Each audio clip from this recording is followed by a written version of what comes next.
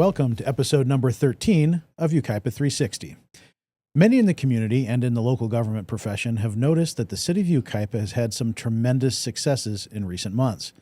Over the past 2 years, the City Council and City Administration have very intentionally refocused City Hall on the priorities that matter most to residents, that is, public safety, road maintenance, transparency, etc., and worked to find long-term solutions to a large and crippling structural budget deficit. The results are now speaking for themselves. The number of homeless individuals on the streets of Yucaipa has been reduced by 82%. Aggressive enforcement actions against known criminals and drug houses in the community have reduced crime, so much so that Yucaipa was just named the safest city of our size in California and the 9th safest in the entire nation.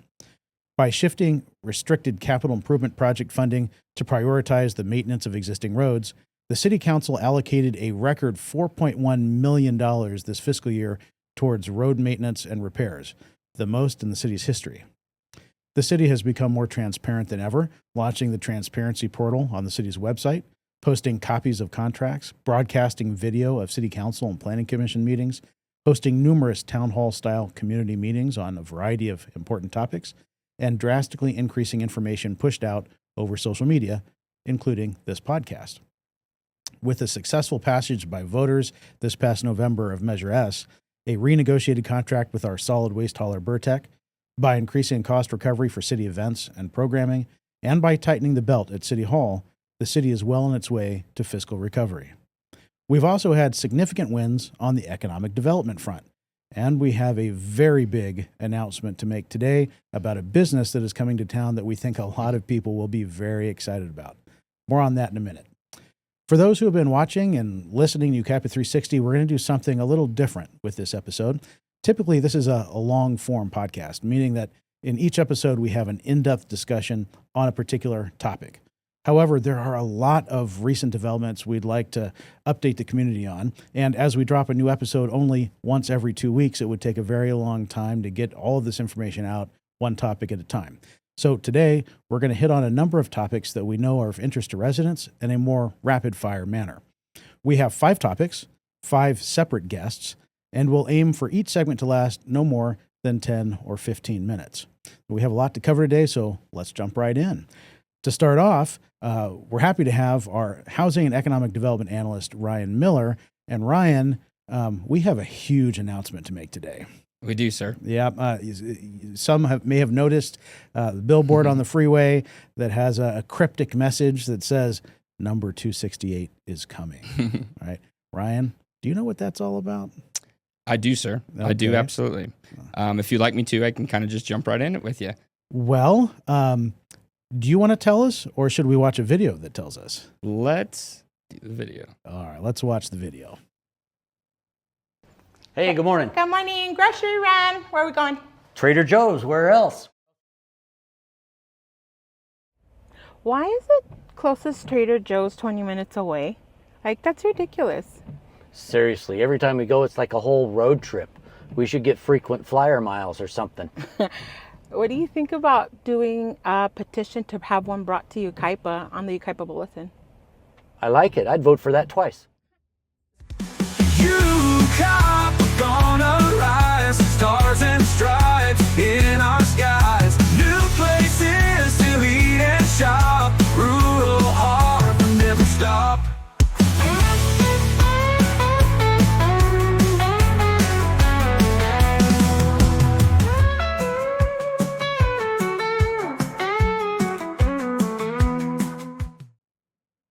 Brian, that is incredibly exciting, isn't it? Tell me how this came to be. So often people say, "Gosh, I wish they would bring this to Yucaipa," or "Why are they building that? I wish they would bring this." Right? Well, so often Trader Joe's is that thing they're talking about, right? Yes. So this is a huge win. How did this happen? Yeah, you're 100% right. It is a huge win for the community, not only for our entire community that's going to shop there, the out-of-town sales tax base that we're going to capture from people coming in and visiting it, having it off our main thoroughway on the 10 freeway in Yucaipa Boulevard, a Trader Joe's, our very own Trader Joe's. And yes, it does have more parking spots than other Trader Joe's that are around here. Are the aisles wider? I'm not sure if the aisles are wider, but it is a bigger building, which is fantastic. And it's actually a great development story. And a lot of it we haven't been able to share to this point, for confidentiality reasons and negotiating deals.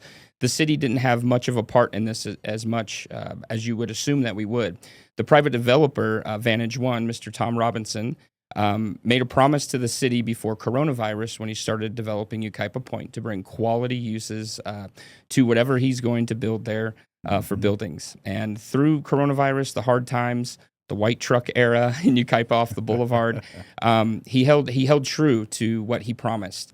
And we threw a hard one at him, and that was to go get a Trader Joe's. And through making the contacts, him having relationships in the development community to make that connection quickly, he landed one of the biggest, most sought-after clients in the United States right now. They are in a multitude of different states. They have over 400 locations. We are going to be store number 268, as you had mentioned. So the cryptic messaging, the online response we've had, it's been a great buzz into the community, and that's made its way back actually into the Trader Joe's organization, and then also through the development of Tom Robinson as well. He's starting to become a little bit of more of a legend than he already is, because this deal from hello to signed to construction was less than 14 months. That's the whole process from saying hello and getting them to do it. Trader Joe's really put some tough requirements, such as the confidentiality and not being able to say anything, and kind of the buzz going around. But we've done a good job with that, and now we're excited to just speak about it now, which is wonderful. But putting that deal together that quick with some impossible requirements and milestones not only took commitment from Trader Joe's and then also to Tom being Vantage One, the developer, but also from the city. Yes. We didn't do anything special for him that we would do for different than any other business that's out there. When you come to the city, you submit a project. We're going to get it permitted in time. We're going to get you the corrections in time. You're going to send them back hopefully in an expeditious time. And if you do that as well, we can move our systems as they are designed to be quick. More times than not, we're getting backed up from different, parts of the development. But this is a great story in that 13 months from doing it. Well, I'd like to give kudos where it's due, too, right? Thank I you. mean, you did a great job here, ushering this in, and our whole team here. When this came to us, we had a big meeting. We got all the departments together, and we said, "Listen, we have to make this happen for Yucaipa." Right? We got everyone in a room.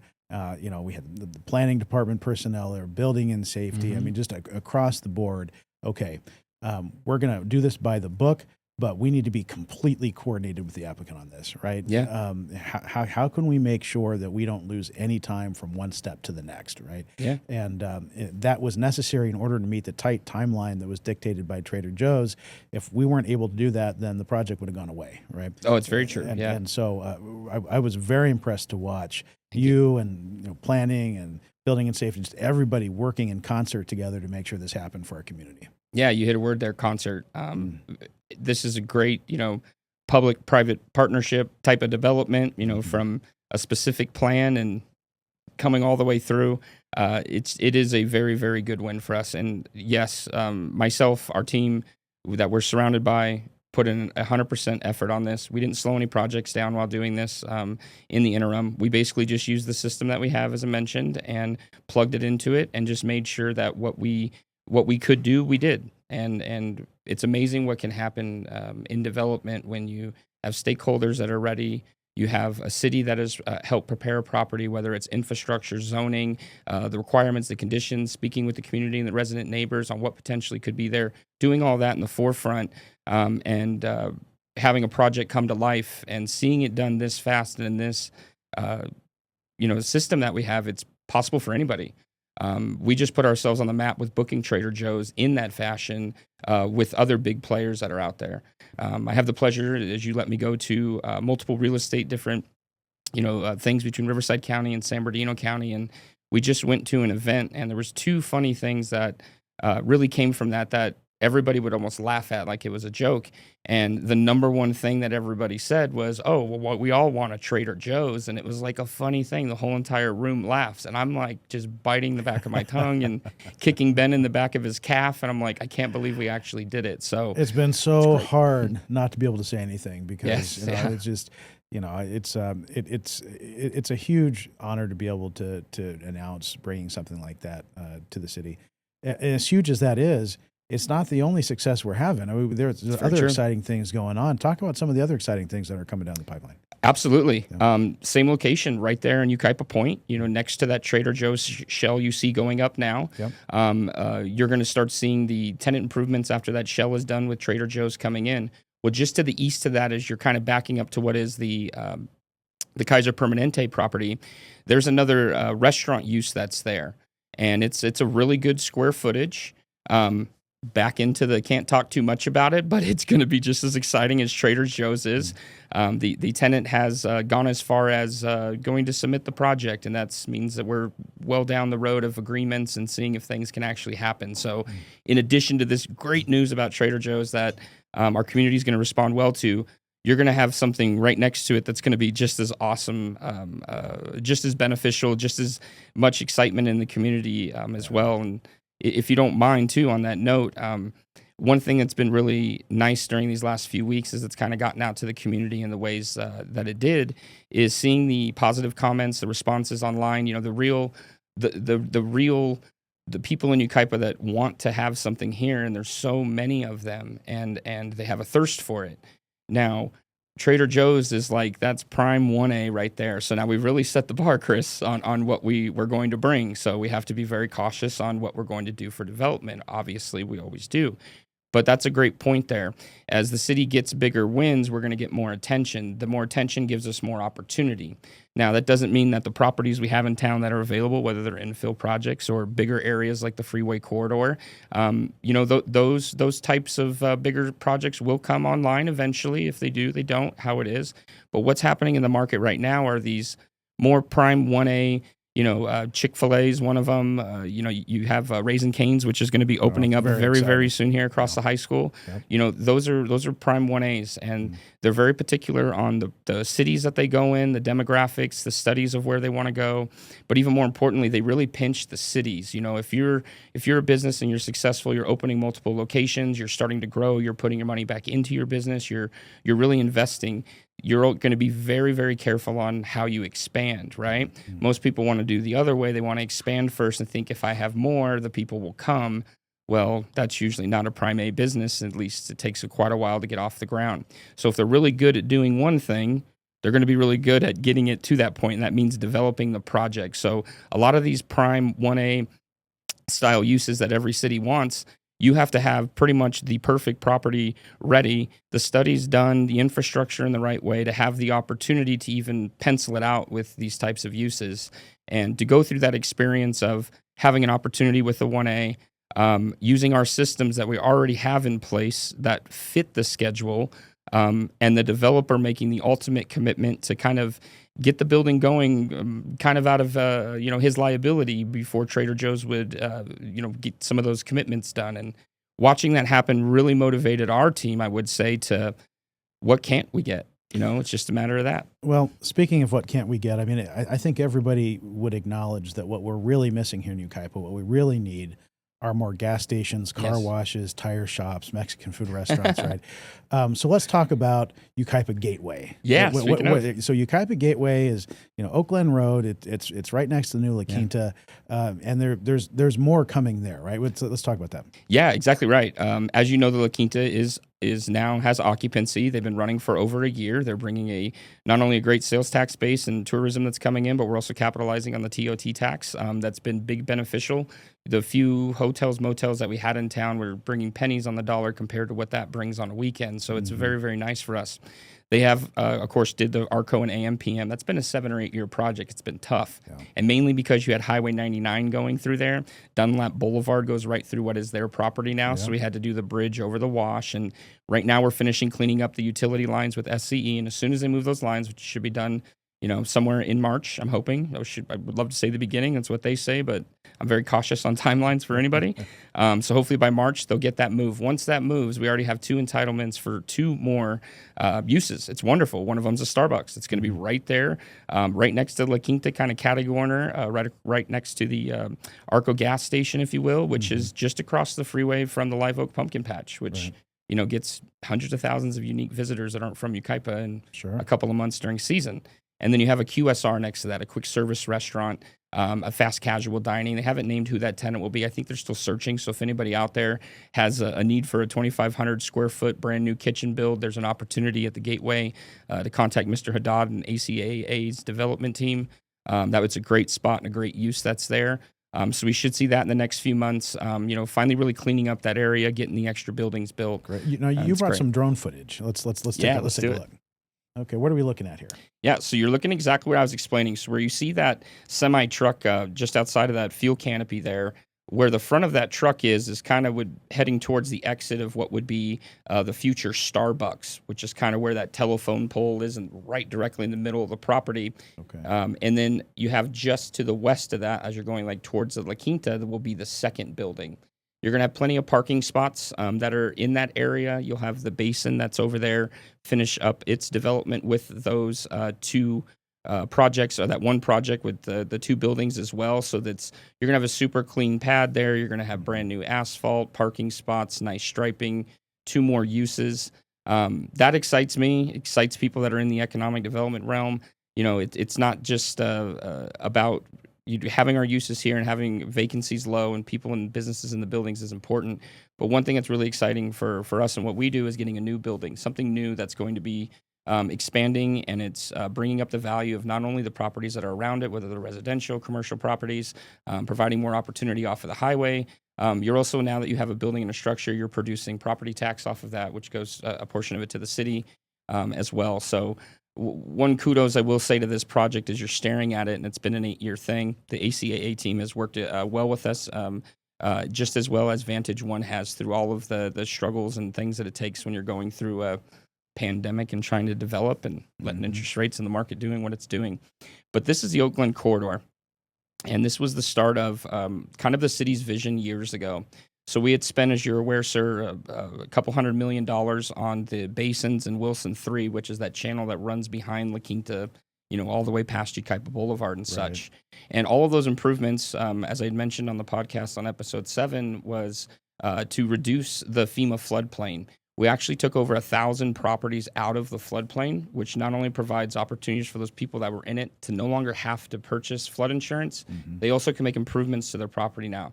They can add that extra bedroom. They can actually make the nice backyard with the awning and things like that, because when you're in a floodplain, you're not allowed to expand on your property. Right. That was step one, was the infrastructure. It took years to do, and because of our city's commitments of councils of past and currently now, they've continued to understand that infrastructure is really what brings opportunity to the table. So building that infrastructure, reducing the FEMA floodplain. Then when we went through our housing element update, we took the Oak Glen corridor and turned it into a commercial corridor. So what you see there now as you're heading from this image that you're looking at, I guess it would be to the right of the screen, as you're heading north up Oak Glen Road, on the left-hand side, you're going to have another, you're not going to have just a gas station that's going there. You're going to have, it's over 20 Tesla stations that will be put in there as well. Yeah.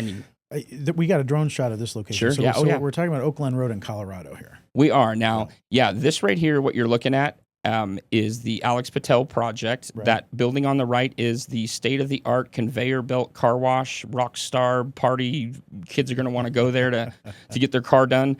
And then this is a unique use you're looking at here. That's his convenience store. And then on top of that is the corporate building, if you will, or corporate offices for Alex's development team, SG Opal. So there's 6 or 7 offices, a conference room, and a nice big patio up top for them. And then that convenience store, when you walk into it, it's massive. It's a beautiful building. Like, you have to see this thing. The coolers are all the way around the back. That's going to have a huge coffee bar that's in it.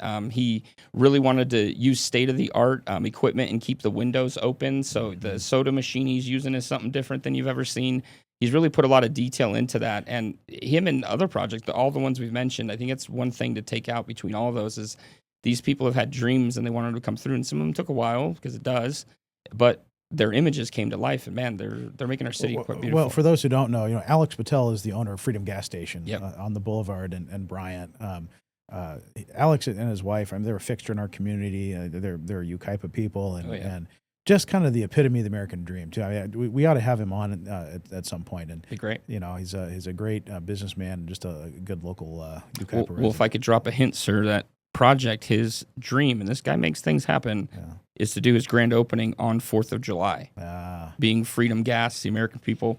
He's actually taking he put an application in, and it'll have to go through the process for approval, but that new stoplight of where his Colorado and Oak Glen Road, the sign that is basically pointing to his property on that sign, he wants to change that to say Freedom Way. So I mean, he's really all in on it. And they're a great family to have in town. They not only develop projects selfishly for their own gain, but they actually own quite a few different commercial spots in town and rent out to some of our longstanding businesses, and the people that are owning businesses forever but not necessarily struggling to do it. That's what most businesses do. So it's nice to see that there's people out there that have the funds, the means to help the community and buy other properties and keep tenants going at lower rates and things. That's nice. Well, Ryan, you are essentially a department of one here in the city, and it is unbelievable how much we have going on with economic development right now, and you're doing a phenomenal job. Thank you. We could spend an entire episode going over all of it. In fact, we did in episode 7. So for those of you who haven't had a chance to check out episode 7, go check it out. But we had this big announcement, and we really wanted to make it here on this platform. And thank you for all the great work you're doing. Thank you, sir. Looking forward to doing more. Thank you. You got it. Well, here in Yucaipa, public safety is always recognized as local government's #1 priority. And over the past couple of years, we've had some tremendous successes in the area of public safety. We're happy to have with us today our public safety manager, Trevor Benson. And Trevor was actually the very first guest on Yucaipa 360. Thank you for Welcome. allowing me to be back on. Yeah, well, there are a lot of people who, after that, discouraged us from having you back ever. I don't blame them. But we're happy to have you back. So, public safety is really the foundation of a thriving community, right? I mean, a strong commitment to public safety fosters economic growth and enhances quality of life by ensuring that our residents and visitors and businesses feel safe and secure. We've had some major successes. We have. Let's talk about those. Well, the first thing that comes to my mind is Vivint Home Security named the city of Yucaipa one of the 10 safest cities in the United States. Number 9, actually. Well, I say one of the 10, but yes, number 9. Yes. Yeah. Yep. And the safest city for our size in the entire state of California. That's correct. Yeah. Yep. No. It's a big win for the city, but moreover, I think it's a big win for the deputies that are out there doing the hard work every single day. Well, a ranking like that doesn't happen by accident. So let's talk about some of the things that have led to that success. And the very first thing that comes to my mind is our homeless strategic plan. Mm-hmm. If you were to go back, 2 years and then, take a look back starting 2 years ago, I think you would see that homelessness was increasing on the streets of Yucaipa. Crime and blight related to homelessness were increasing. And a lot of people felt that maybe the city wasn't taking as an aggressive approach as we could have been. Yeah. A couple years ago, shift in council priorities and tackling the homeless issue became a top priority here in Yucaipa. So we sat down, we wrote the homeless strategic. In fact, you wrote the first draft of the plan in-house, and then I worked on it, and Joe Perdetto worked on it. City Attorney's Office had a hand in it. And so instead of going out and, hiring an expensive consultant to come and write a plan, we did it in-house. Part of that plan included the SOP team, the Solutions-Oriented Policing Team, the creation of the SOP team, first time ever in the city of Yucaipa. And that team is out on the street every day. It includes a couple sheriff's deputies. It includes a newly created designated code enforcement officer position for the SOP team that just focuses on those homeless issues. Yep. And then behavioral health social workers from the county, and of course they coordinate with our public works rangers and our public works personnel. And so that team goes out every single day and has had a huge impact on the community. Massive impact on the community. I think everyone sees it from just driving around. I hear it, when I'm in the community. People come up and say, I don't know what you guys have done, but I hardly see anybody anymore. Yeah. We've had business owners in the Uptown who've made a lot of, one of those business owners came to a city council meeting and stood up at the podium and said, we're recognizing what you're doing. We're seeing the difference, and we really That's awesome. Appreciate it. So 2 years ago, every year, every January, countywide, there's something called the Homeless Point in Time Count. Correct. And it's what it sounds like. Volunteers and sheriff's personnel span the county, and they literally count every homeless person they encounter on the street.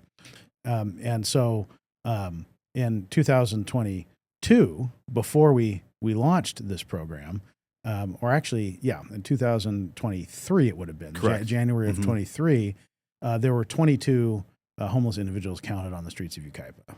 Yeah, 22 unhoused. Correct. Yep. Yep. And we know that there were probably actually more than that, but it's a snapshot. It's the number of people that are actually counted on that day. So while it may not be perfectly accurate, it is a way to track from year to year the trend. Right. Absolutely. Right.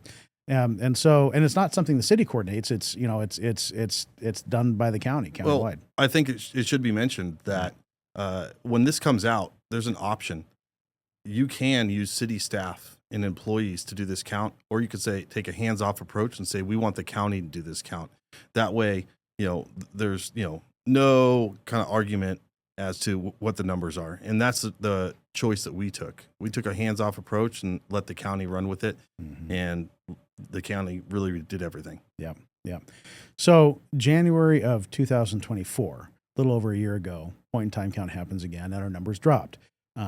Keep in mind at that point, the SOP team had only really been on the street for about 3 months because they hit the ground, boots on the ground in October of 23. So January of 24, the point in time count happens, and our number drops about 41%. 41%. Right. So in a short period of time, that was a huge impact. Right. January of this year, 25, point in time count happens again. Correct. The numbers are not official, right? The county has not released the official numbers, but we know what the number is, don't we? Well, our unhoused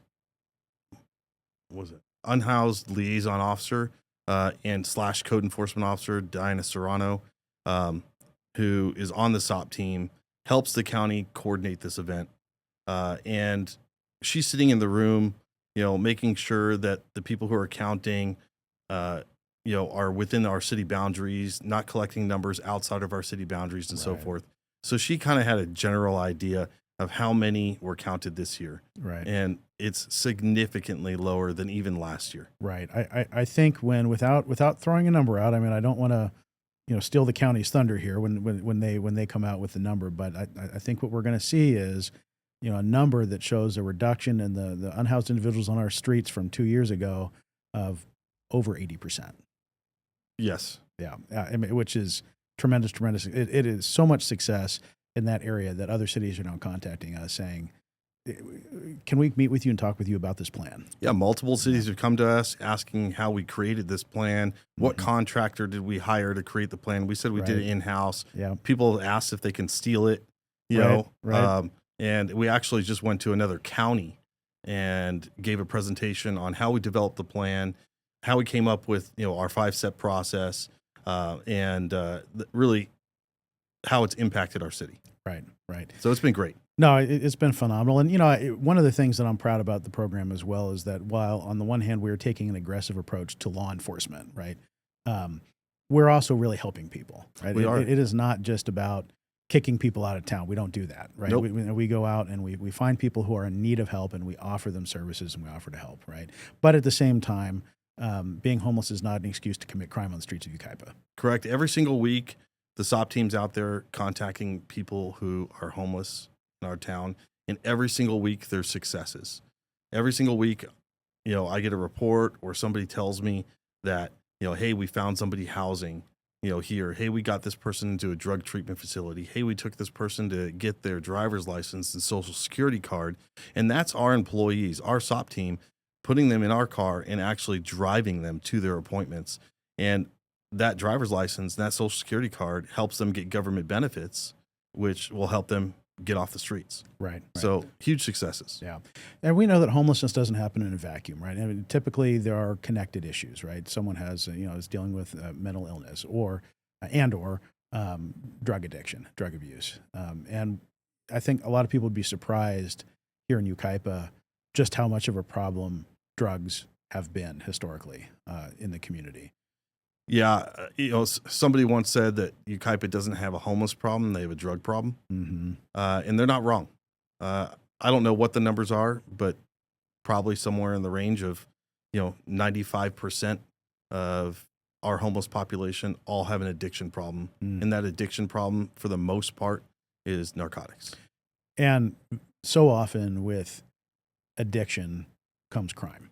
Absolutely, they got to feed that drug habit, and most don't have jobs, Right. so you got to get money somehow. Right.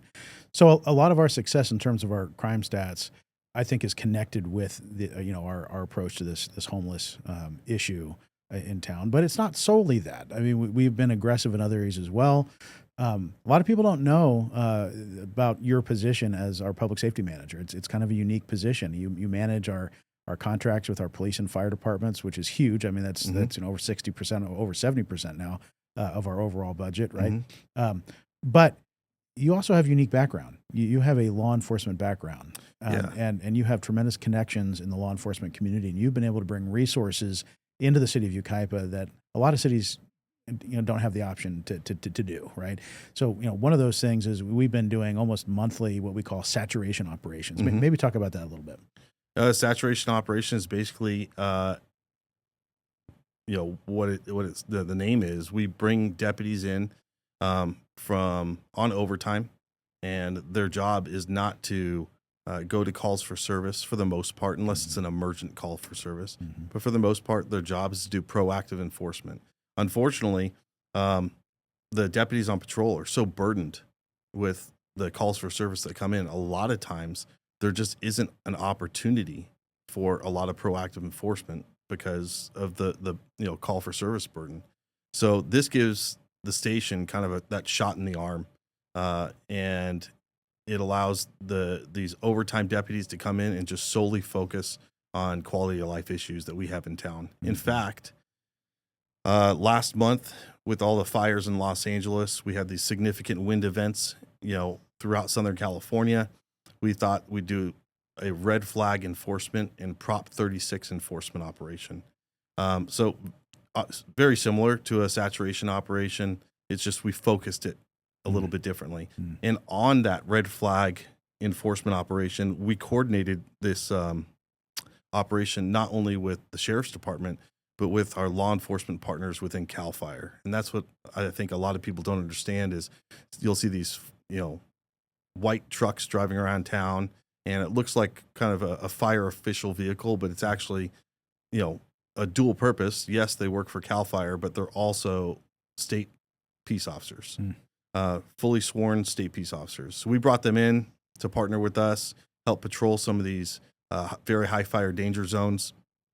And during that event, we were able to apprehend a arsonist who was out of compliance and had not registered with the sheriff's department as an arsonist per his court order, which is a big win for us. We don't need unregistered arsonists rolling around town that we don't know about.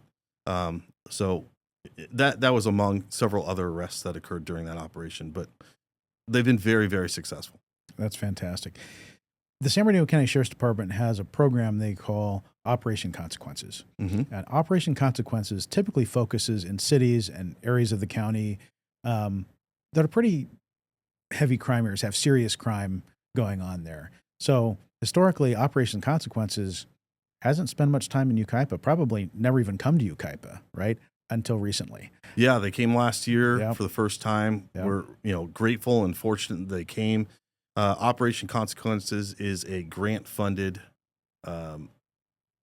program that's funded through the County Board of Supervisors, and it gives the Sheriff's Department the financial means in order to kind of basically do the same thing that we do at a much smaller level with these saturation operations, just on a much grander scale.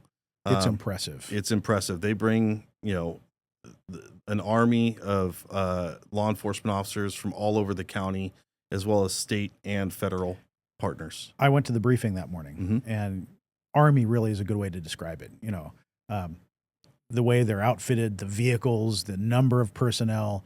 I mean, it is an all-out blitz on the streets of Yucaipa, and It was. man, what an impact! It was a huge impact. It's a huge impact to every single city that they go and serve. Mm-hmm. For the most part, many of these operation consequences, from my knowledge, have been in areas that are plagued by a little bit more crime than Yucaipa is. Mm-hmm. So we were really lucky they came here, and for the short period of time they were here, they made a significant impact. Operation consequences, saturation operations, the work of the SOP team, it's combined to really lower our crime here in Yucaipa. I think one of the things that has worked so well here is that we haven't just increased boots on the ground. I think, and a lot of times when people say they want to lower crime in a community, they equate that to the number of deputies on the street, right? And those boots on the ground are an incredibly important component of keeping crime Sure. low in a community. But I think what has made the difference here is that these targeted areas. We know the things that are really causing the problems here in Yucaipa, and those things were targeted and gone after specifically with these programs. Well, I think it speaks to the leadership at the sheriff's department. Mm-hmm. They're definitely in tune with the pulse of the community. Mm-hmm. They're definitely in tune with what's important to city government, and without a doubt, the leadership of the sheriff's department has definitely focused their mission to benefit our city. Right. Yeah. Now you brought some pictures to show us. I think SOP team related. Let's take a look. I did. All right. So I brought some photographs. I think almost all the photographs I sent, in fact, all the photographs I sent are SOP team related. You can see the top left is a property that obviously has abandoned vehicles on it and a lot of trash and debris. It's a huge fire danger, as well as our municipal code prevents people from living in detached trailers. So you see that. Obviously, the electrical issues in the picture to the top in the center, how they power these trailers. Top right is kind of like a squalorly house. It's an abandoned house that homeless people were living in town, and that's part of the thing that our SOP team focuses on are these abandoned homes. Mm-hmm. Drug houses. We call them drug houses, but it's a home that's abandoned for whatever means, and unfortunately, homeless people 90% of the time or higher who are addicted to drugs kind of move themselves into it, Mm-hmm. and they destroy the house and kind of affect the neighborhood around it. Mm-hmm. And the rest are just some transient camp cleanups. I think I sent a few more. Yeah, top left is our deputies in some of our more rural areas cleaning up some transient camps, as well as some transients that they stopped. Obviously, their faces are blurred out for their anonymity. And the bottom one, it was kind of cut off, unfortunately, when it was put up here. But that's actually under one of our freeway overpasses. So there's a pretty large transient camp cleanup under one of the freeway overpasses. But at the end of the day, all of these homes are abandoned. All of these homes are, next to normal people that are living in their house, trying to raise their family, trying to do the right thing. And the last thing you want is an abandoned house next to you and homeless people are living in it.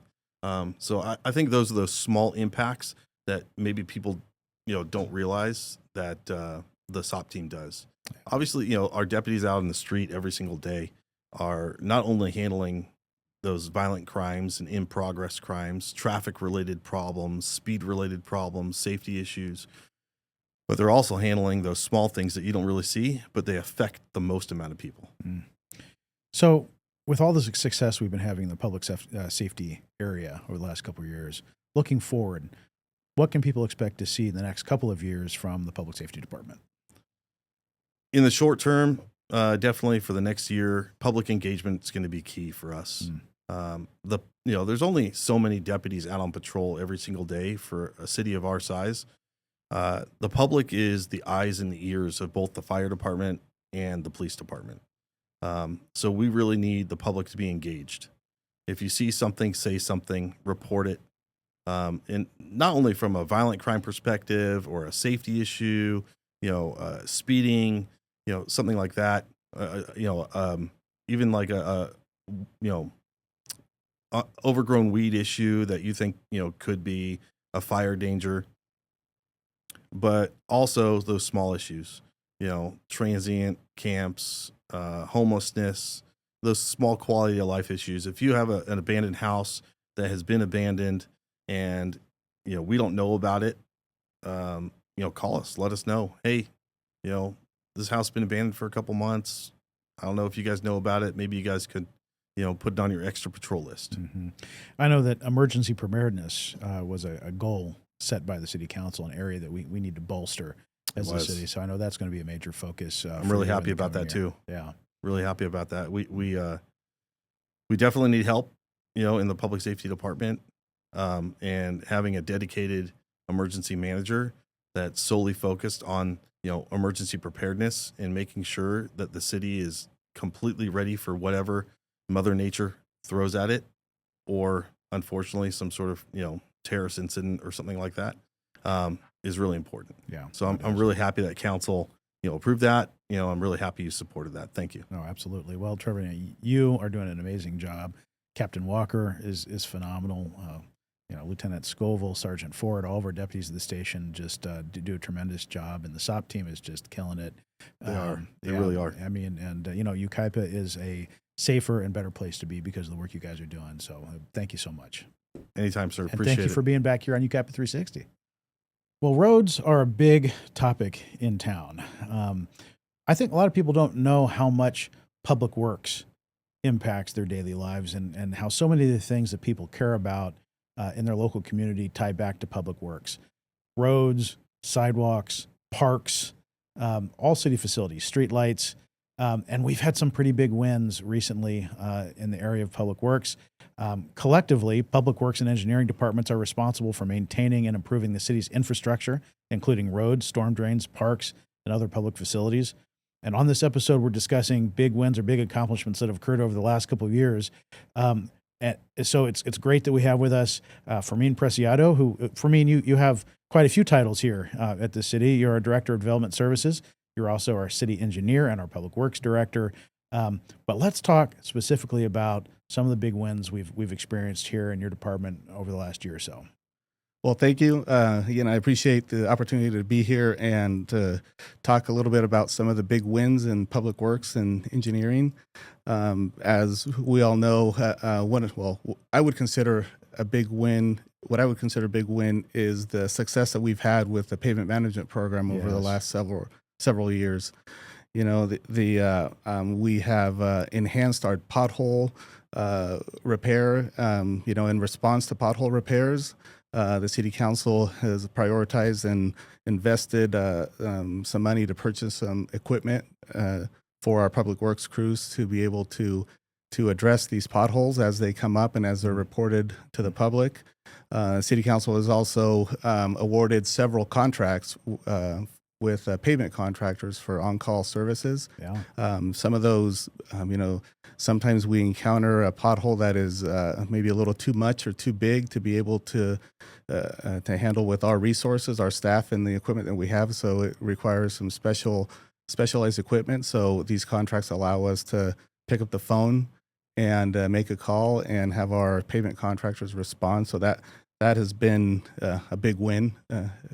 Yeah, and that's a little bit of a new approach for the city, right? Because previously a lot of those repairs were handled solely in house. When I started here a couple of years ago, we had just 3 people in the streets division, then handling 209 miles of public roads, and it's easy to get backed up, especially when we have big rain events, which tends to lead to more potholes and more problems with the roads. And so this practice of supplementing our in-house staff with contracting with companies to come in and pick up so we can get these issues corrected more quickly. That's been a big success. Yeah, that's been a big benefit. As you mentioned, we've added staff to our streets division, which has also helped that effort. Mm-hmm. And I would say that, in the past, we've had an annual program where we would address these larger potholes, larger pavement repairs.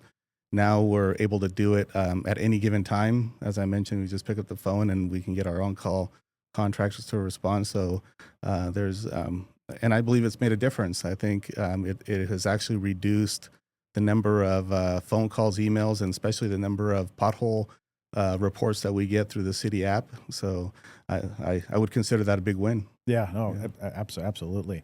You know, in every community, road maintenance is a big issue, and it certainly is here in Yucaipa. Before the city incorporated, this was, unincorporated county of San Bernardino, and there were a lot of roads that the city inherited when the city incorporated. A lot of these roads are fairly old. And as I mentioned, we have 209 miles of public roads in our town, which is a lot for a city of our population, about 55,000 people. And it's because we're a little bit more spread out than a lot of communities. We're not as densely built out. We have more rural areas. And so we have more roads than most cities, for our population, more miles of roads. And so it is very difficult and very expensive to maintain all of those roads. And so, we're very aware that there are roads that are badly in need of some TLC. And every year we go through a process, to prioritize those roads. But one of the things that I'm very excited about is how we've been able to reprioritize some of our capital improvement project funds, and particularly our Measure I funds that come in, to focus on repair and maintenance of our existing infrastructure, existing roads. And, the city council this year was able to allocate $4.1 million towards that program, which is the most in the city's history. Yeah, 4.1 million is the most in city history, and as you mentioned, the 4.1 million is made up of Measure I funds and gas tax funds. Yep. And this year is the first year of our 5-year cycle. We've been going through 5-year cycles for many years now, where we will essentially test almost every square foot of the 209 miles of road. And we use those test results and the classification of the streets and the amount of traffic that's on those streets to prioritize the roads that are rehabilitated and maintained. And as I mentioned, this being year one of that 5-year cycle, it's great that we were able to invest that 4.1 million. So the public has probably seen a lot of road work out there over the last few months. Mm-hmm. Once the weather warms up in the spring, you'll see it pick up again to be able to use that 4.1 million that the city council has prioritized. I think you brought a picture of some of that $4.1 million being spent. Let's take a look here. Here we go. What are we looking at here? Yeah, for those of you that can see the photo, the photo on the left is our public works crews addressing some pothole repairs, and the photo on the right is one of our contractors who's actually completely repaving the street as part of our annual rehab program. So that the photo on the right, that's the type of work that you'll be seeing more of this spring as the weather warms up. Oh, that's great. So in addition to work on our roads, the city over many years has invested really tens of millions of dollars in drainage infrastructure, right? Let's talk about that a little bit. Yeah, drainage has been something that has been a priority of the city, and also it has also been a challenge. Many people aren't aware, but if you look at the overall city, the elevation difference in the city is almost 2,000 feet, from 3,800 feet at the upper level to 1,900 feet down by the freeway. Yeah. And what that means is if we get any type of storm event, the water is going to want to get from the high places to the low places. And we've invested a lot of money in drainage infrastructure. That includes the stormwater retention basins, our storm drain systems, our underground storm drain systems. And, over the last couple of years, we've had a couple big wins by completing some of those stormwater retention basin projects, some underground storm drain systems. And I think one of the biggest wins recently as it relates to drainage is the replacement of the Dunlap Boulevard Bridge. Yes. That bridge that was there for many years and was part of the original coast to coast highway was really undersized, and it created a bottleneck in the city. And what that did is that it essentially created that bottleneck and put a lot of the properties down in the Dunlap area and by the freeway in the what FEMA designates as a floodplain or the floodway. So a lot of the projects that we've completed over the years, and specifically the replacement of the Dunlap Bridge project, that essentially was a final step to remove over 450 properties from the FEMA designated floodplain, which created a lot of benefits, right? If you own a property and you wanted to add on to your home or develop a vacant property, there's challenges because it was in the floodplain, and I think it's potentially going to save a lot of people money because they won't have to pay flood insurance if their mortgage company requires them to pay that flood insurance. So that Dunlap Boulevard Bridge, I think, was a big win, eliminating the bottleneck, and it also provides another access point to the Gateway Center down where the La Quinta Hotel is, and the fuel AM/PM gas station. So, well, that's great. Let's take a look. All right, what are we looking at here? So in the photos, you'll see the new bridge in place, the construction of the new bridge, the steel on the side of the bridge that essentially is the new bridge. Now, this new bridge is only one lane, so it's meant to be an exit from the Gateway Center. And as you can see, all that space underneath the bridge, that is the Wilson Creek Channel, which essentially opens up that extra capacity for stormwater that has eliminated the floodplain in the Dunlap area. Okay, nice. Boy, that is impressive. That big piece of steel right there. Yeah. Well, great. Okay. Well, let's talk about transportation a little bit. I mean, that's something that we all think about a lot, impacts us a lot, and we've had some projects in relation to transportation infrastructure. Let's talk about that. Sure. The transportation or traffic enhancements has also been a priority for many years. Over the last few years, we've prioritized projects that will enhance traffic efficiency, traffic circulation. And some of those projects that we've completed are the widening of some of our major arterial streets. You've seen the widening of certain segments of Yucaipa Boulevard, Avenue E, and 5th Street, which will ultimately make it easier to get from point A to point B, so improving the traffic circulation. And I think a big win over the last year has been that we have been able to upgrade the traffic signal equipment along Oakland Road and Yucaipa Boulevard. And we don't see the benefits yet, but those upgrades are going to make it it's the first step to making to completing the project where we will interconnect or make it so all the traffic signals talk to each other. So it'll just, again, improve traffic circulation. And, that is something that we are hoping to use some grant funding next year to implement the new timing system for Yucaipa Boulevard and Oakland Road, so that should improve traffic circulation. And again, we've a lot of people have heard about the roundabouts on Avenue E and County Line Road. Everyone's favorite topic. Everyone's favorite topic, and I've mentioned this to many people many times, but we have that data, that scientific data that shows that a roundabout intersection is more efficient and safer than a four-way stop. We've seen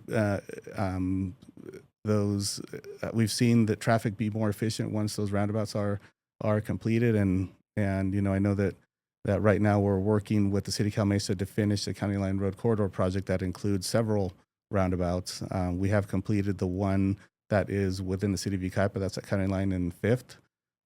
There's still some utility work going on, but this year, County Line Road will be completed. It'll be completely paved, and again, that will make it easier for residents to get to the I-10 freeway and then home from the I-10 freeway along County Line Road. Well, I'll tell you, one thing we've learned, if you're on social media and you're in a mood to really stir things up, post something about roundabouts. You're going to get a lot of comments and a lot of reactions to that. You brought a video, though. This is really interesting. I think people should see this. It really, I think, helps to illustrate what you're talking about here. Let's show that video and describe what we're looking at here. So what we're looking at here on the top left corner is the intersection of 3rd Street and County Line Road before the roundabout was constructed. As you can see, it's a four-way stop. On the bottom right, you see the completed roundabout at the intersection of 2nd Street and County Line Road. And as you watch it, you could see just by looking at the video that the roundabout is operating more efficiently at the four-way stop. Every car has to stop, and you have to make a full stop and then yield to someone who was already there at the stop sign. But on the bottom right, you can see that traffic is moving a little smoother, a little more efficient. Nobody is stopping at the roundabout unless there's a vehicle already in the roundabout that they have to allow to go through. But I think this video kind of illustrates the efficiency of the roundabouts. Yeah, no, that really does drive the point home right there. Yeah. Well, interesting. All right, so let's talk about the active transportation program. What is that? The active transportation program, it's a program that was initiated by Senate Bill 99, I believe, and the purpose of it is to encourage the increase of use for active modes of transportation. So this program will provide grant funding for projects that will benefit pedestrians and bicycle users. We here at the city have been successful in applying for active transportation program grant funding over the last several years. We've completed 3 projects with this type of funding, and the projects that we have completed have been to install sidewalk from residential neighborhoods along Yucaipa Boulevard to Yucaipa Boulevard. So to meet the requirements of the program, we're essentially connecting residential neighborhoods to commercial areas along Yucaipa Boulevard, and hoping that people will use those active modes of transportation, and rather than driving to the commercial areas on Yucaipa Boulevard, they'll take advantage of the nice weather and walk and use those sidewalks. And as we all know, sidewalks they do make it safer for people to walk along a street. So we're fortunate we've been able to complete 3 of those projects here in Yucaipa, 3 of those sidewalk projects to connect those residential areas to Yucaipa Boulevard. Mm-hmm. And over our capital improvement program for the last 20 years has prioritized those connections from residential areas to Yucaipa Boulevard. So this ATP, or Active Transportation Program grant funding, has allowed us to continue that effort and build these sidewalk projects. All right, let's take a look. This is a recent project that we completed along 15th Street, again connecting the residential areas to Yucaipa Boulevard. The photo on the left is the before photo, and on the right is during construction. As you can see, the sidewalk is being constructed again to benefit the pedestrians in the area. Okay, fantastic. Okay, now let's talk about something that a lot of people are passionate about. One of the things that makes Yucaipa a great place to live is that we have a lot of recreational opportunities here. We have a lot of parks here in Yucaipa, and we've invested a lot into our parks. Let's talk about that. Yeah, we do have a lot of parks. The majority of those parks have turf fields, for baseball or football or soccer or other uses. And I think over the last several years, specifically over the last 2 years, another big win has been utilizing. We've used grant funding from Cal Recycle to purchase some equipment that has allowed us to enhance the sports fields by replacing the fescue grass with hybrid Bermuda. There's a lot of benefits to this hybrid Bermuda grass in that I think the biggest benefit is that it will recover faster after you have kids and adults run around on the grass, especially with cleats and tearing it up. It'll recover faster. But we have implemented a program where we have converted the fields, as I said, from fescue to hybrid Bermuda. And it's interesting how this equipment that we purchased will do that. Our city council authorized a purchase of a turf shaver or turf planer, which essentially will shave the top inch and a half of grass and dirt from a field. And after that, our public works staff will use other equipment to apply a sand leveling course and then reseed it. And a few weeks later, we get some nice Bermuda grass to play on, and we've been able to convert the majority of our sports fields to this hybrid Bermuda. And this coming spring in May or in April or May. We plan to complete the program by converting the 4 fields at the 13th Street Sports Complex. Although that is a type of Bermuda grass there, it's not the type that we want. So those fields will be closed for a few weeks to allow for this work. Well, obviously, we'll coordinate with the user groups that are using the fields. They'll be aware of the schedule, but I think it's something that has been a big win for the city. For those of us that enjoy sports and recreation or watching your kids that play on these fields, I think it's great, and there are so many benefits. One of them, being that you are playing on a more level field. Level as it relates to the ground, to the surface, and which there's a lot of advantages to that. It just makes it more enjoyable and more safe. Mm-hmm. So I would consider that a big win, and something that we as residents, we will drive through the city on a city street and kind of take it for granted that somebody else is maintaining it. But when your kid or your grandkid is on a grass field playing soccer or softball or baseball, it's a little different because you're actually, it's something that I think it's people are more aware of. So Yeah, no, absolutely. We're blessed to have so many great recreational facilities in this town. This show is about big wins. One thing I would not put in that category, speaking of grass, is the city's water bill every year. We're going through the beginning of budgeting season right now, and working on getting to that balanced budget. And my gosh, that water bill. yeah, I thought the water bill at my house was high, but then I saw the ones for the community park and other city parks. So Comes with a lot of grass. yes, Yeah. But anyway, for me, thank you so much. You and your team do a phenomenal job for the city, and you guys are very busy, and you've been having a lot of successes. So keep up the great work. well, thank you again. Appreciate the opportunity. Thank you. Thank you. Well, it's no secret that the city has been operating in a structural budget deficit for the past 5 years or so. The topic of the budget deficit has been discussed in great detail. In fact, episode number 3 of Yucaipa 360 addressed this very issue in depth. So if city finances are something that is of interest to you, check out episode number 3 for a deep dive on that topic. The process of achieving a balanced budget and restoring fiscal responsibility has been an undertaking that the entire community has embraced.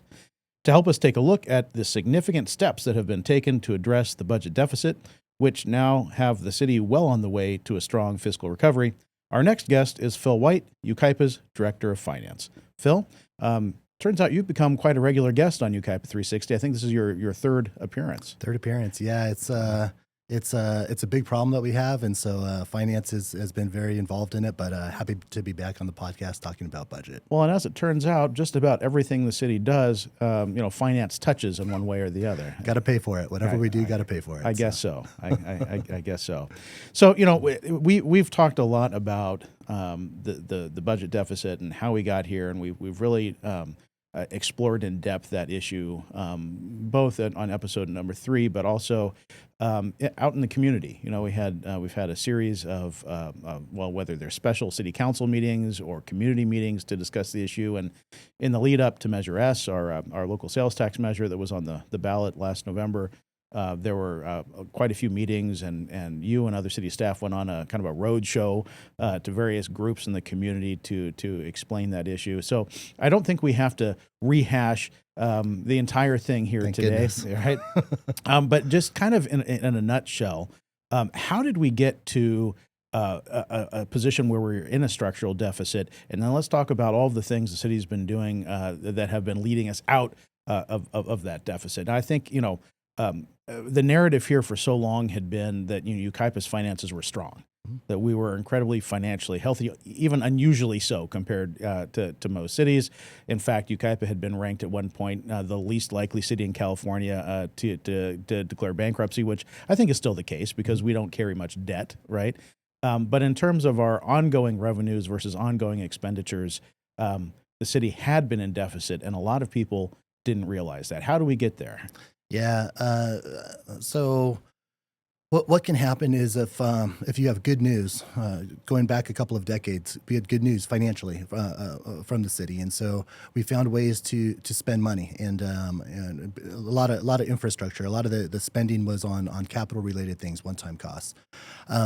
There was a way to fund that capital without debt, which is fantastic. Also outside the general fund. And so in municipal finance, there's a focus on the general fund and there's a focus on, do you have a deficit?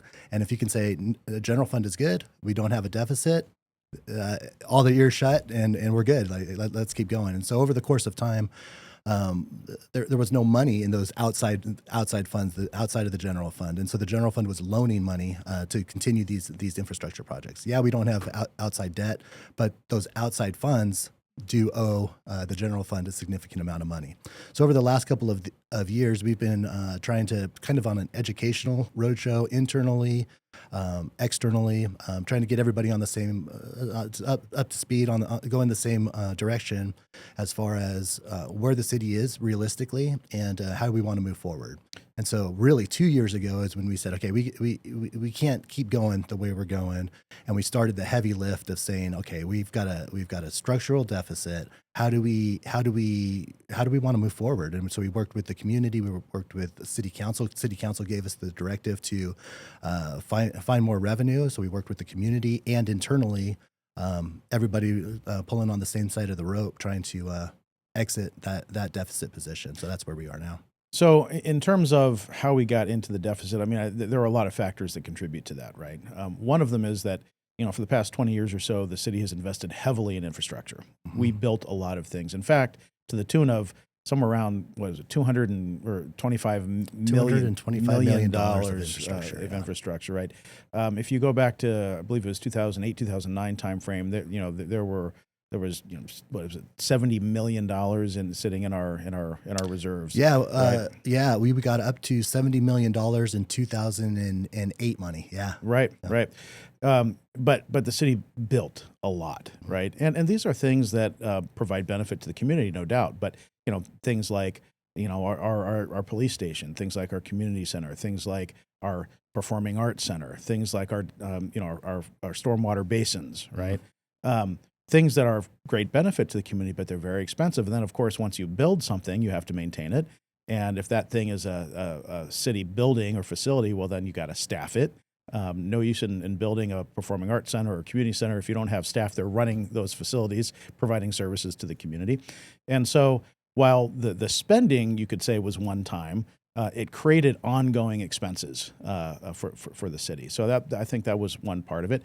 The other thing too is that just everything has gotten more expensive as it does over time, right? Public safety being the primary example. I mean, public safety costs our costs for our contracts for police and fire have grown exponentially over the past few years. I mean, by millions of dollars, and that's not unique to Yucaipa. Everyone in California, every city is experiencing those cost increases, and Yucaipa doesn't have the same sales tax base that a lot of cities do. Up until Measure S, this fiscal year, our expected sales tax revenue was only about $5.5 million, which for a city of about 55,000 residents puts us right near the bottom. I mean, we are, per capita sales tax, when you look at all the cities in the region, the cities around us, we were second to the bottom, right? With only the city of Highland beneath us, and that's going to change because they're getting a Costco, right? Almost there, yeah. Right. Cities rely heavily on sales tax base for revenue. So we went through this process of saying, okay, look, we have to correct this deficit. We have money in the bank, so we're not in a crisis that way, but we have to solve the deficit, or at some point, we'll burn through those reserves and we will be out of money. And we estimated that point would happen in about 2028, 2029. Yeah, it was coming up quick in the trajectory we were going. Yeah. So we had to fix it. And now let's talk about some of the things, some of the steps we've taken to correct that issue. Yeah.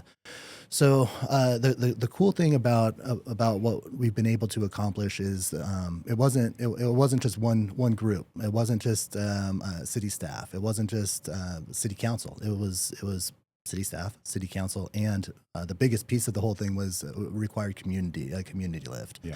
And so internally, 2 years ago, council gave us the directive of, hey, let's hold services and figure out this on the revenue side. So internally, we got moving right away. We looked at things like our cost allocation plan. We went through the process of updating that. We looked at user fees and charges to make sure that we're charging the appropriate fees. We made directives internally to say, hey, community services, everything that you're doing, not only deliver the service, but also take a look at any cost recovery efforts that you can accompany delivering the services to make sure that we're not just bleeding money out. And while community services is an easy one to point to say, hey, there's an event, let's recover our costs with that event, we were doing that across the board. All departments were looking to say, hey, when we're doing something, make sure that if there's an opportunity to recover costs, that we're taking care of that. So we did that internally, and that's kind of the non-exciting stuff of city life. City council historically had said with our solid waste franchise fees, hey, no increases, and had held that really low over the course of time. Last year, the city council in Yucaipa went out and increased that franchise fee, and they took a lot of flack for doing it because but it brought in over $2 million of revenue to the city, to the cause. And going back to $2 million is a ton of money for Yucaipa, but we were in a over $7 million deficit position at that point in time. So those two things were key. But then the biggest lift that I mentioned was we had to reach out with the community and say, hey, community, we need your help on this. And so we went through the Measure S campaign, and that was a heavy lift. And we went and spoke with everybody in the community that would talk to us. But ultimately, the community had the choice to say, hey, do you want us to reduce costs, which means close facilities, or tax yourselves, increase revenue? And so the community overwhelmingly chose to tax themselves in Yucaipa, which is a crazy thing to me, but to because they saw the value in the services that the city was providing. Right. So one of the first things that we did, our governmental affairs department worked closely with your finance department to look under every possible rock to see where could we cut spending. Where could we increase revenue? What are all the options out there? What are all the things that other government entities do to raise revenue and or cut expenses? So that was an exercise that we went through. We created a financial fixer tool, which is a very unique tool. And we went out to the community and we said, look, here are all of the options that we see, right? You tell us, right? You tell us what you want, because can we cut this problem? Can we solve this problem entirely by cuts? Yes.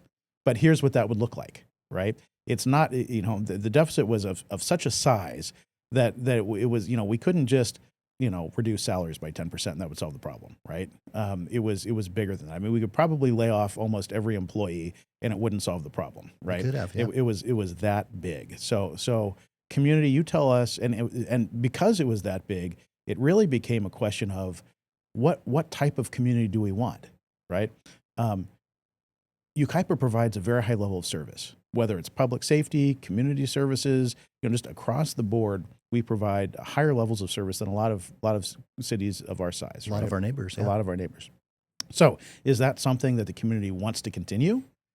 Or do we want to go with another model? Maybe something closer to, what the city of Highland looks like, where, they do public safety, roads, and not really a whole lot more, right? There's not a lot in terms of community services and the other things that people have gotten accustomed to here in Yucaipa. So we had that kind of, I don't know, I guess I could call it existential discussion. Do we want to continue to exist as we do now, or do we want to fundamentally change what the city of Yucaipa looks like, right? And we went out and we had that discussion with the community, and the community, through our community meetings and through polling that we did, the message was pretty loud and clear, right? The community likes the services, and so then we said about, okay, let's identify then based on that what are the areas that we can increase revenue and still cut our costs, but without slashing the service levels, right? And so Measure S was by far the biggest piece of the puzzle, right? That was that's estimated to bring in about $6 million in revenue. So this current fiscal year, our when the budget was adopted, the deficit was $7.3 million. Yep. Right. And that was, I mean, when you started the budget process and we got, all the departments submitted their needs, we were looking at a $15 million deficit. And through just line by line going through and saying, okay, this is going to have to wait. This is going to have to wait. We're going to cut this. A lot of things that we really need were that those cans were kicked down the road and got us down to a $7.3 million deficit. So we set our goal at, look, let's try to come up with $10 million through revenue and or cuts. Because we know if the deficit that we're dealing with is $7.3 million today, it's going to be more the following year and even more the following year after that. So let's just say $10 million. How do we get to that $10 million? And Measure S was the biggest piece of that puzzle. Estimated $6 million of revenue, 1% sales tax. Really proud of the city's efforts there. 4 years ago, the city had attempted a sales tax measure. It was a half cent, not a full cent.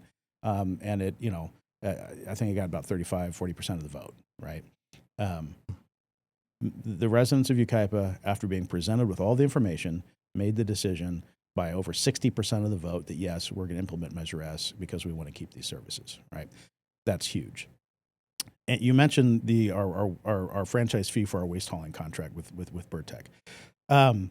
Yes, the council was, kudos to the council for having the political backbone to do that. But it was also a big lift in terms of renegotiating that contract. That franchise fee had been in place since the 90s, had not increased since the 90s. Now, I want to be clear, we're not saying that the trash rate never increased, right? Because cost of doing business increase, the cost for Burtech to provide the service increases over time. And a lot of that is due to mandates that have come down from the state, right? But the percentage that comes to the city, that franchise fee had not increased since the 90s, right? And so, as we looked at the organization across the board, there were a lot of instances where things needed to be updated, right? And so we went through that process. So that was an estimated $2.2 million of revenue. So now with that and the measure, we're at $8.2 million of revenue, which is great. And then the other thing I really want to talk about is this concept of cost recovery. Yeah. Yucaipa does community services in a very big way. We have a lot of facilities. We have services for youth, for seniors. We have recreation, ball fields, all kinds of programming. We have festivals, which is kind of a uniquely Yucaipa thing, right? We have festivals throughout the year that are very popular and help to build this sense of community, but none of this is free. When we looked at community services, the percentage of cost recovery was in the 30s. I think it might have been about 35%, right? We started to push this concept of cost recovery, which, by the way, for a community services person is kind of a novel concept. I think for most community services departments, they're not focused on okay, how do we offset the costs of providing this program? So it was a change of mindset, change of thinking. Right? And if you go back, so we were in the mid 30s. Fast forward a year later, so a year ago, we were in the mid 50s, about 55%, right? And in this current fiscal year, we're at 78%. So that's huge. I mean, in this current fiscal year budget, our budget for community services is about $8 million, right? Yeah. About $8 million. But the net cost, when you factor in the revenue, just under $2 million. Right? Yeah, on a budgetary basis, yeah, and one of the challenges with municipal, as it's a community benefit is what its primarily focus is, and so we absolutely did tweak that, and Megan's done a phenomenal job of not only grasping the concept and running with it, but also getting her team to buy in to that and doing that a department wide lift. She's done a great job with that. Yeah, whenever we silo activities in a city, it makes it difficult. So what and the cost allocation plan cleans all that up to say, okay, this is the cost in your department or your activity, but now we're going to allocate all the the indirect costs as well. And so whenever we're saying, okay, that silo is this or that, it kind of muddies the water a little bit. But the point is absolutely the case where it wasn't a focus. Cost recovery was not a focus. It was hey, there's a community benefit, and we want to do this, and it's going to cost whatever it's going to cost. We're going to provide that benefit. We can't provide all benefits. we have to recover costs. So we need to focus on recovering all the costs. And so whether that's a doubling or a tripling or whatever, it's a significant portion of we're doing a much better job of recovering costs with all of the programming that we're doing over there. Right. So Phil, you and I have committed that we will bring a balanced budget next fiscal year. Yes. We're in that. Are there any takebacks on that? Can we take that? No, I'm afraid not. I'm afraid not. No, we said that publicly as quickly as we could, so we can't take it back. But so we're in that budget process now, towards the beginning of that process, and in May we'll bring a draft budget for next fiscal year to the city council, get their feedback, go back, make changes, and then bring it back again in June for adoption, so that it'll be in place for July 1st, which is the start of our fiscal year. Yep. That budget will be balanced. Yep. Once it is balanced, it's critical that we put a plan in place to make sure that it stays that way, so that we don't get back into this same situation again. And this is something that you've advocated for, and it is something that the city council, to their credit, has adopted as one of their 5 major goals for this year, to establish a strategic plan for the city and a long-range financial plan. Mm-hmm. Yeah, that's going to be huge. It's going to help us stay in balance into the future, into perpetuity, hopefully. One of the things that was a challenge, we had a $7.3 million deficit that was whittled down from 15, but deferred maintenance. I mean, deferred maintenance is always the one that it gets more deferred. You need to whittle down a budget, defer more maintenance, and so as we're getting back to balance and doing that into the future, we can't defer forever. We need to have a plan to maintain the facilities that we have brought on board, and make sure that anything new that gets brought on board has that maintenance plan in place. And so that strategic plan is going to capture how we get all the deferred maintenance cleaned up, and then how do we treat incoming projects to make sure that that we're contemplating ongoing maintenance and all costs associated with bringing on new programs and facilities. Mm-hmm. Phil, you started in this position in October of 2022. Mm-hmm. November of 22. November of 22. Yeah. 2 months later, there's a change in city manager. Yeah. Right. We're in the middle of transitioning to a new software. All of the financial data is being migrated over, so a lot of it you didn't have access to right away. Mm-hmm. Pretty shortly after that, the financial picture starts coming into clear focus, and oh my gosh, we've got a bit of a crisis here, right? You were thrown into a lot right away, and you're doing a phenomenal job. Oh, thank you. Yeah. I know you don't. I thought you were going to ask me if I wanted to take back on the acceptance of no, my position. No takebacks. No takebacks. No, but really, you're doing a great job, and it has not been an easy ride, but it's we're grateful to have you at the helm of our finance department during this difficult time, and we're going to get out of this, and we are headed towards a strong financial recovery. It's going to be. It's been a challenge, but it's going to be pretty exciting. Yeah. So thank you so much for everything you're doing. No, I appreciate that. You're welcome. And there's certainly light at the end of the tunnel. We're almost there. So. Absolutely. Thank you, Phil. Thank you. So transparency is something of incredible importance at all levels of government. And it has certainly been important here in the city of Yucaipa. So much so that in 2023, the city council adopted a goal to increase transparency and communications, a goal that the council has kept for the 3rd year in a row. Well, part of being transparent is communicating, providing information. And we all know that the world has changed, and the way that we used to communicate, it just doesn't work anymore, right? The world has shifted. People receive and digest their information differently today than they did years ago. And local governments have had to adapt to that. And so getting creative with communications has become a really important aspect of being transparent. We're joined here today by our Director of Governmental Affairs and the city's Public Information Officer, Joe Perdetto. Joe is normally behind the scenes producing the show, so welcome to your first appearance on the show, Joe. Let's talk a little bit about what the city has done to improve communications and transparency. Well, you talk about transparency and communications in government changing over time. And I kind of want to walk it back to kind of give some full context. The city clerk is the original transparency position, dating back in antiquity. The goal of the city cleric was almost religious and form to provide accurate information to the populace of the decisions of the Roman Senate or the Greek Assembly. Fast forward to the news media day, you had spring up public information officers and such that were adept at using modern communication tools to communicate with the public with now mass media. Move today, we have social media. Now the change is that we get to tell our story directly to the public. And that has been the real growth. So coming into Yucaipa, I came in it was same time as you did in March of 2023. And at the time, the city was using its social media channels to really broadcast activities going on. And it did a really good job, had great following. But what the change was that you brought in and we worked on is telling the city story of the policy and the successes behind the scenes. And that's really what we've done. We've aimed to do. We did a communications plan.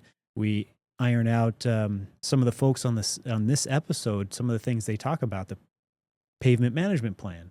That went in, big effort from the city side. We started launching a monthly report showing the number of reports of potholes, the numbers that we filled. Right. Whether the numbers looked good or not, we were going to show the public so that they could see how we were operating. And that's really what the city was aiming to do. And we took flack over the last couple of years of what the city's been doing or not. But over all of that, we aim to tell the story and show our homework. And that's really what I like to say is you can disagree, but we're going to show you our homework and then let's have a conversation. Well, one of the first steps the city council took in 2023 was the adoption of the city's sunshine ordinance, right? And to me, that was a huge step forward in terms of transparency. Up to that point, city council meetings were not broadcast in video. They were audio only. Certain documents were not required to be put online, such as contracts that are approved by the city council. Those all have to be online and easily accessible to the public now. And there's a whole list of items that are part of that document that the city is now required to do that are all designed to increase public access to see behind the curtain, so to speak, of what's going on at City Hall to increase transparency. Your contract is on the city's website. Not every city puts their city manager's contract easy for the public to find. They're supposed to, but not all of them do. That's true. Yeah, and it sometimes is very difficult to find. So the transparency portal is a big one. Over the last couple of years, we've launched a few things, and we're limited on time. So I do want to highlight some of the major successes. Please. And we have 3 forms of communication that have been nominated. We'll find out if we're going to be awarded, but they've been nominated for a statewide award for state public information officers. So every year in May, all the communication departments for the cities in the state come together for a conference and do the awards. And we're nominated for this podcast has been nominated. Since this podcast started, which we've had this conversation, I was skeptical of, but the level of transparency we get in long form is unparalleled. We have had more than 13,000 views across the different platforms, 700 downloads, and almost 1,000 watch hours on YouTube. Wow. So people can really go deep in the issues. The feedback we've gotten has been phenomenal. And some of the feedback from the executive staff and staff in general is that people in public will stop them and talk about the podcast with them. You're the city manager. People stop you for everything. If you're on city council, city manager, you get stopped. But line level staff doesn't typically get stopped to talk about issues in the city. But this podcast has initiated that. So it's been a really big success. So that's great. We're up for an award on that. We're also up for an award on the education efforts for Measure S.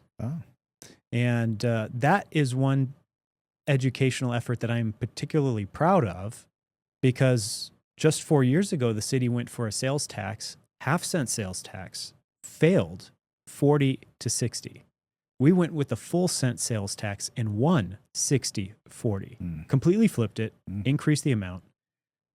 I attribute a lot of that success to the fact that we pioneered a level of transparency that is very hard to duplicate. It's a commitment to communication, and also I think having very good communication skills. And there's certain cities that don't have the right skills to communicate. And I think you have that.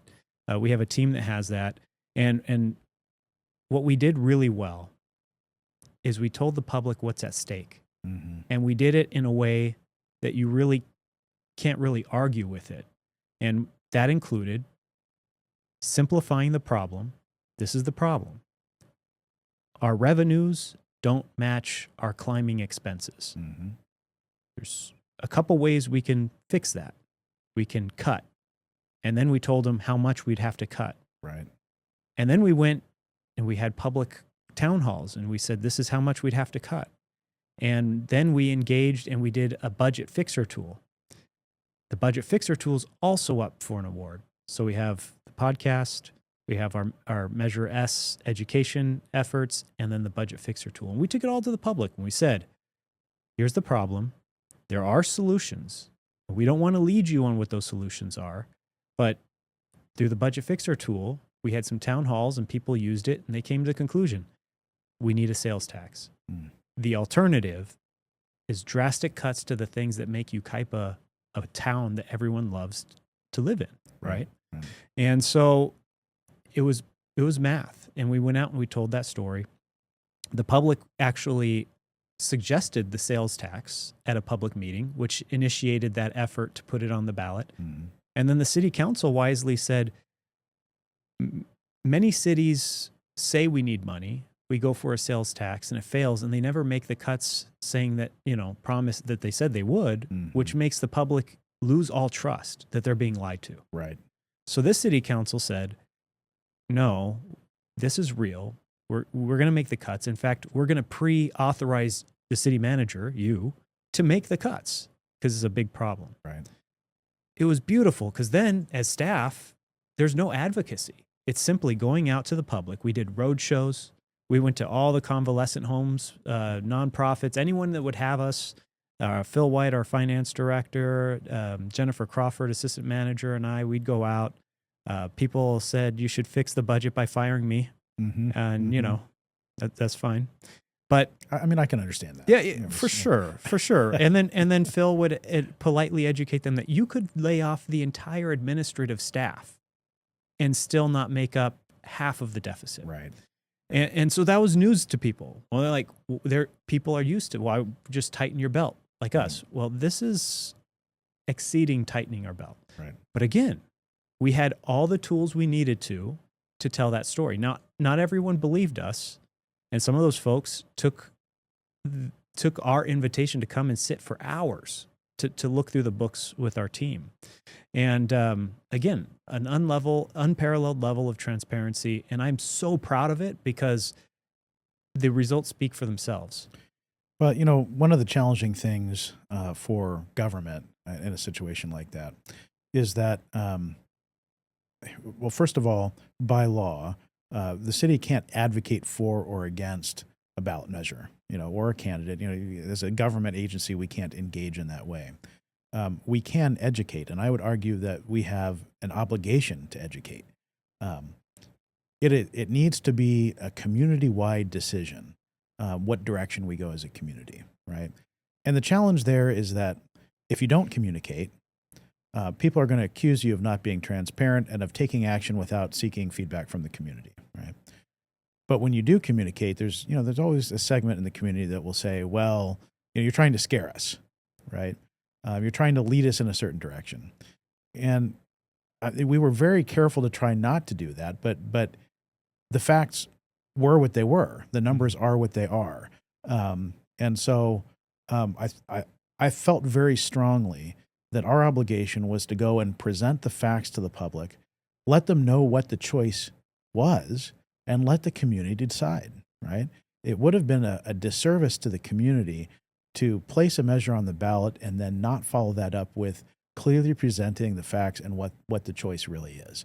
If that measure had failed, per the resolution passed by the city council, drastic cuts would have had to be made, or we would have, the structural deficit would have just grown, and by 2028, we would have run out of money, right? That would have been irresponsible. We could not have taken that path. So either revenue had to be increased or services had to be drastically cut. But the thing is, people value services. We felt that probably people would not want to lose most of those services, right? Now, there are places that we could cut back, and we have cut back, right? But presenting those options, and community, you tell us, what direction we're headed in here, right? And that's what we did. And then at the end of the day, when presented with all the facts and the clear choice in front of them, overwhelmingly the voters chose to continue funding those services. Yeah. And so I brought a couple of screenshots from our Safe and Secure Yeah, let's website. take a look. Yeah.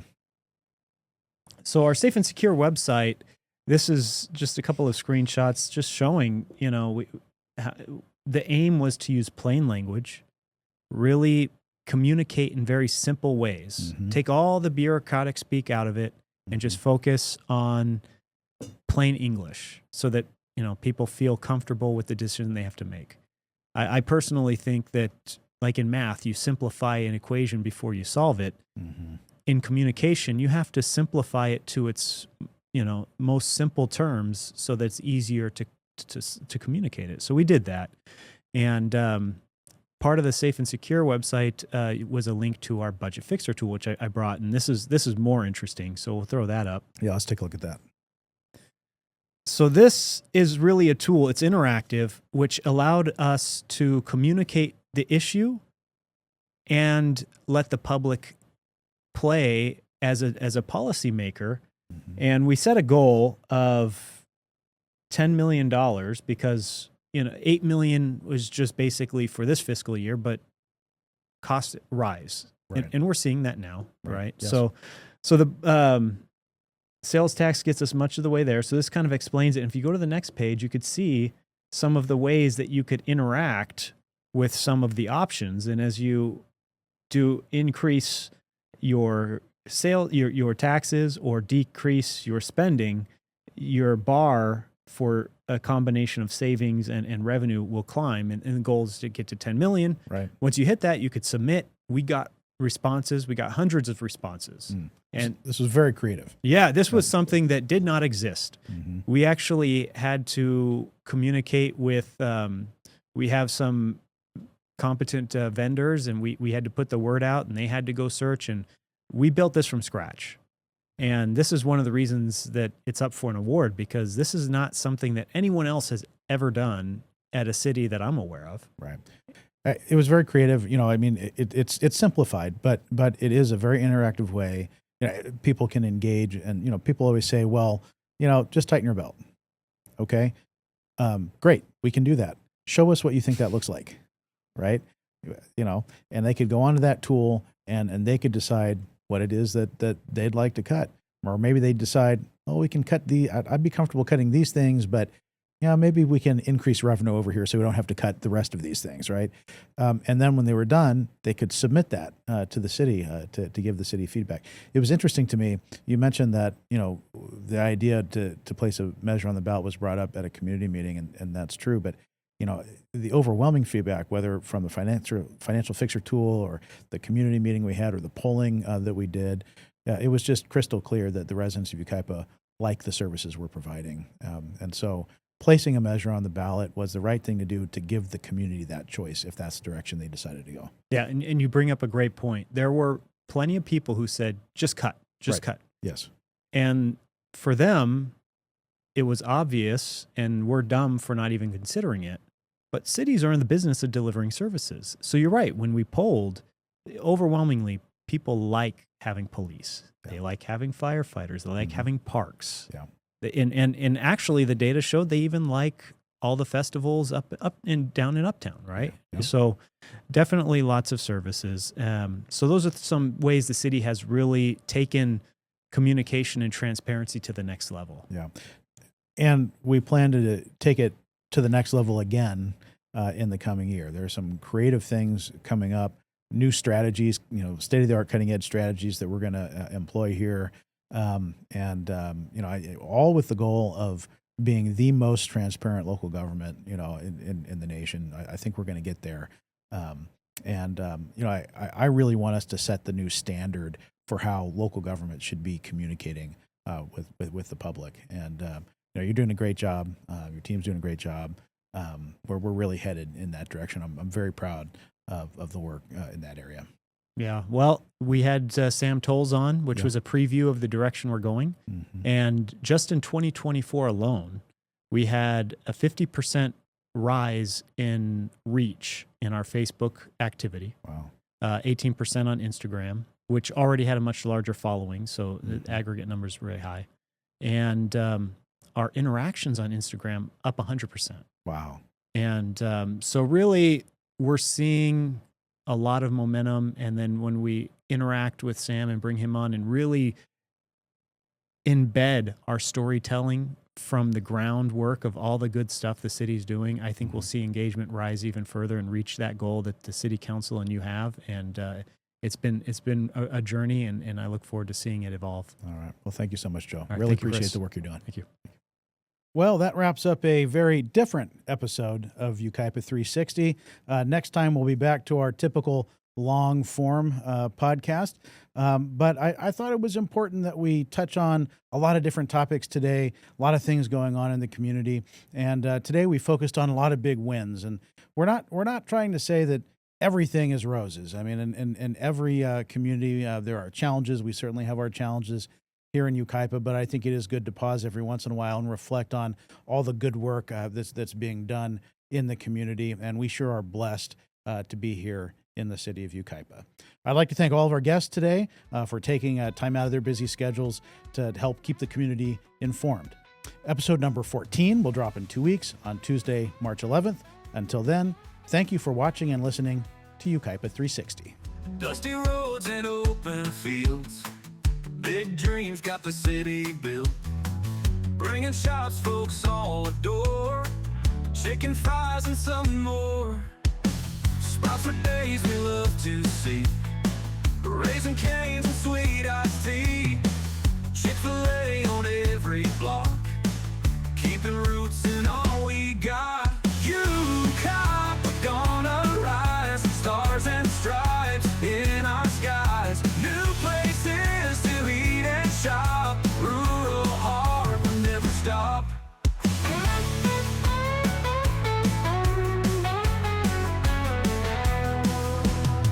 Mom and Pop still holding tight, city lights shining bright.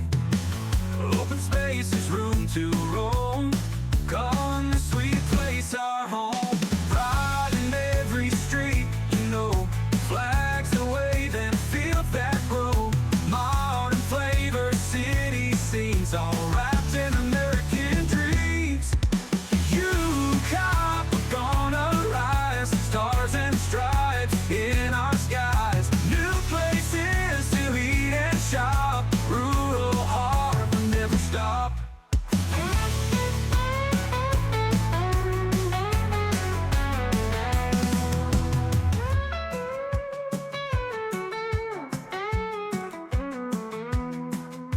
Pride in every street, you know, flags that wave and fields that grow. Modern flavor, city scenes, all right.